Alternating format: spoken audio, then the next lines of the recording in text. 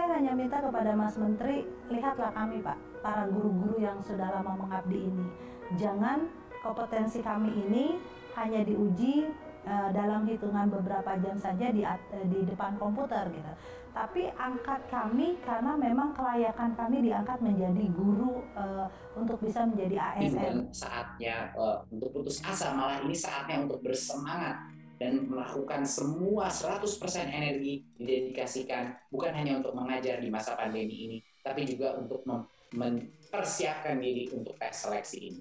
Itu aja pesan saya, karena ini belum pernah terjadi selama 10 tahun terakhir formasi sebesar ini.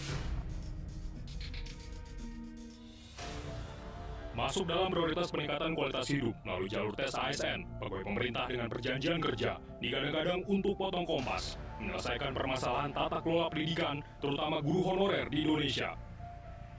Bahkan sistem rekrutmen P3K ini juga diklaim dapat menghasilkan tenaga pendidik yang kompeten, meski tak ada yang menjamin akan menghasilkan guru yang berkualitas, karena hanya diuji dalam tes yang berlangsung 120 menit ini.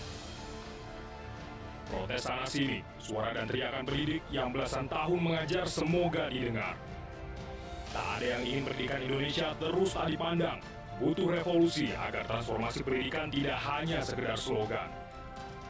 Memang tak ada program dan kebijakan yang sempurna, namun janji dan harapan yang diberikan untuk mendapatkan status dan kelayakan hidup dalam mengajar harus ditepati. Khusus untuk guru agama, tolong dong guru agama yang mengajar di sekolah negeri, tolong diberikan kebebasan untuk bisa menginduk ke Kementerian Pendidikan dan Kebudayaan. Kami berharap kesejahteraan para guru pun disejahterakan, khususnya kami yang masa-masa kritis ini. Pengabdian kami sudah puluhan tahun, bukan setahun 2 tahun, tapi puluhan tahun yang kami sudah mengabdi kepada negara bangsa dan negara ini untuk mendidik anak bangsa. Saya Pak, guru honor negeri, memohon kiranya kami perkumpulan guru honor kategori 2 se-Indonesia diperhatikan, diberi kesempatan kejelasan status kami. Jangan lagi Pak dikontrak-kontrak. Kami sebagai guru honorer yang kebetulan saat ini kami sebagai dari K2, ya mudah-mudahan impian kami dikabulkan lah.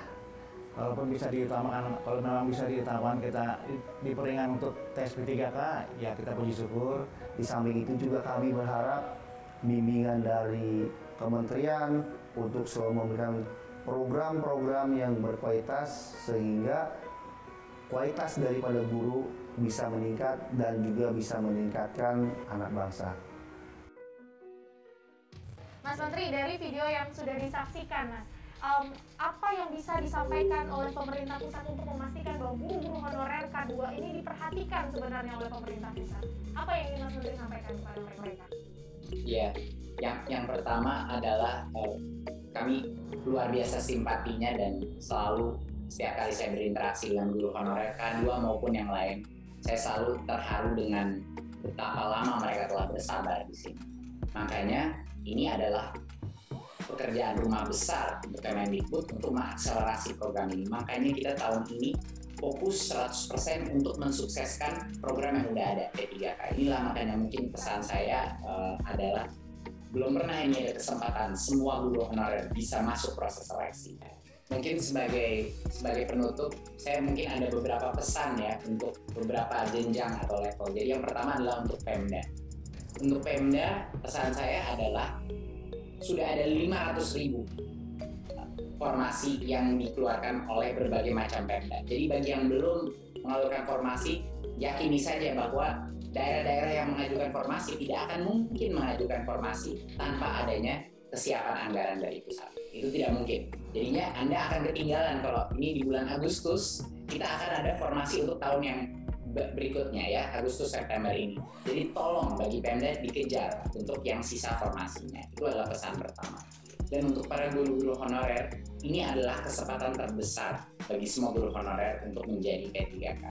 Jadinya semua usaha, semua energi, saya tahu banyak sekali teman-teman terintimidasi dengan adanya tes online. Saya tahu memang bisa menakutkan bagi banyak teman-teman. Tapi jangan khawatir. Kita bisa mengambil tesnya pun kalau gagal pertama kali bisa 3 kali mengambil tesnya. Ada platform-platform online dan tinggal cari internet, kita melihat platform dan kita belajar terus sampai kita bisa lolos seleksi. Jadinya ini bukan waktunya untuk takut, bukan waktunya untuk tidak percaya diri. Ini adalah waktunya untuk belajar sekarang. Belajar sebanyak mungkin dengan semua resource. Tanyakan teman-teman yang lagi belajar untuk tes seleksi ini.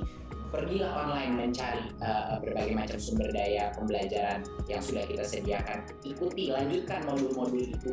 Langsung percaya diri bahwa kalau kita yakin bagi guru yang termotivasi, guru yang mau belajar, dia pasti akan bisa lolos tes seleksi ini. Karena ini bukan tes maksimum, ini adalah tes minimum kompetensi. Jadi kemauan dan motivasi guru untuk belajar itulah sebenarnya yang dites. Gitu. Dia mau nggak? Dia peduli nggak dengan pembelajaran dirinya sampai dia ingin mengikuti pembelajaran ini. Jadi itu pesan saya kepada semua guru honorer.